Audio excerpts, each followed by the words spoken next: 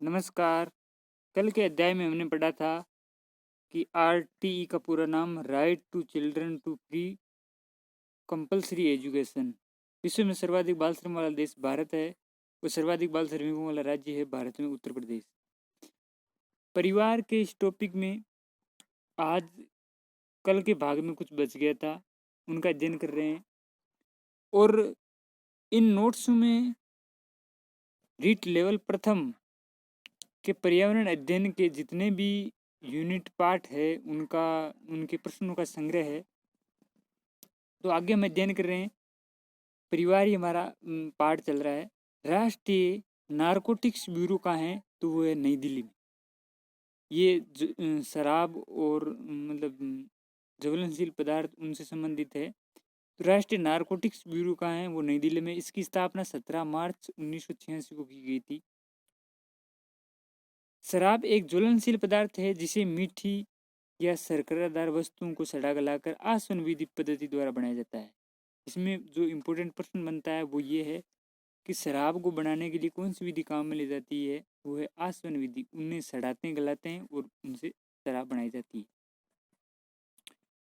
उसके बाद है अंतर्राष्ट्रीय श्रम संगठन द्वारा कार्यक्रम शुरू हुआ था। IFC ये कार्यक्रम है, ये शुरू हुआ था। International programme on elimination of child labour.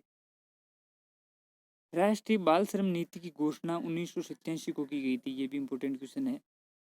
अयवैस लड़कियों का विवाह की दृष्टि से भीलवाड़ा जिला देश में दूसरे स्थान पर है, जहां पर अयवैस के कम उम्र की लड़कियों का विवाह किया जाता है।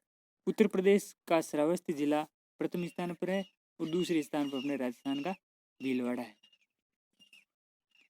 हिंदू उत्तराधिकारी अधिनियम 1956 में पारित हुआ था। मिताक्षरा अधिनियम है उत्तरी भारत में। ये इसका प्रतिपादक है विज्ञानेश्वर। पिता के जीवित रहते संपत्ति का विभाजन मिताक्षरा नियम के तहत होता है। ये नियम है, उनका प्रतिपादक विज्ञानेश्वर है। अब ये है क्या कि पिता के जीवित रहते हुए भी बेटा अपनी संपत्ति का विभाजन कराता है। दया भाग जीतुम वाहन, पिता की मृत्यु के बाद संपत्ति का विभाजन जो होता है वो इसके तहत होता है। उसके बाद है बाल विवाह एवं देश प्रथा के विरुद्ध आवाज उठाने वाली संस्था का नाम है, जो बाल विवाह और देश प्रथा के विरुद्ध आवाज उठा रही है, वह राष्ट्र सेविका समिति। याद रखने के ये इम्पोर्टेंट क्वेश्चन है कि बाल विवाह एवं देश प्रथा के विरुद्ध आवाज उठाने वाली संस्था कौन सी है? तो राष्ट्र सेविका समिति है। इसकी स्थापना की थी लक्ष्मीबाई केलकर। प्रश्न इम्पोर्टेंट ये है कि राष्ट्रीय सेविका समिति के संस्थापक कौन है? तो वो है लक्ष्मीबाई केलकर। राष्ट्रीय नारकोटिक्स ब्यूरो नई दिल्ली में है। राष्ट्रीय महिला आयोग 1992 में बना था, ये भी नई दिल्ली में है। ये दोनों भी क्वेश्चन इम्पोर्टेंट है कि राष्ट्रीय नारकोटिक्स ब्यूरो दिल्ली में है और राष्ट्रीय महिला आयोग भी दिल्ली में है, लेकिन इसकी स्थापना 1992 में की गई थी।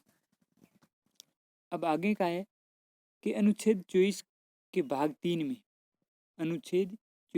3 में मौलिक अधिकारों के अंतर्गत शोषण के विरुद्ध अधिकार में बालकों को कारखाने आदि में नियोजन का प्रतिबंध किया गया। इसके अनुसार 14 वर्ष से कम आयु के बालक किसी भी कारखाने या खान या किसी अन्य परिसंकट में नियोजन में नहीं लगाया जाएगा। ये इम्पोर्टेंट है। संविधान के भाग 3 में मौलिक अधिकार दिया है अनुच्छेद 24 के तहत 14 वर्ष से कम आयु के बालकों को। बाल श्रम निरोध दिवस 12 जून को मनाया जाता है। ये सबसे इम्पोर्टेंट क्वेश्चन है कि बाल श्रम निरोध दिवस कब मनाया जाता है? 12 जून को। कब मनाया जाता है? 12 जून को राष्ट्रीय बाल श्रम निरोध दिवस मनाया जाता है। भारत में कारखाना अधिनियम के तहत 15 वर्ष से कम आयु के बच्चों को बालक श्रेणी में रखा गया। 1948 में ये घोषणा हुई थी कि भारत में कारखाना अधिनियम के तहत 15 वर्ष से कम आयु के बच्चों को बालक की श्रेणी में रखा गया। आगे पर्यावरण अध्ययन के अगले यूनिट का अगले वीडियो में महत्वपूर्ण क्वेश्चनों के साथ मैं आपके साथ हाजिर रहूँगा। अगर आप हमारे चैनल पर नए हैं तो इन्हें सब्सक्राइब करें और आगे से आगे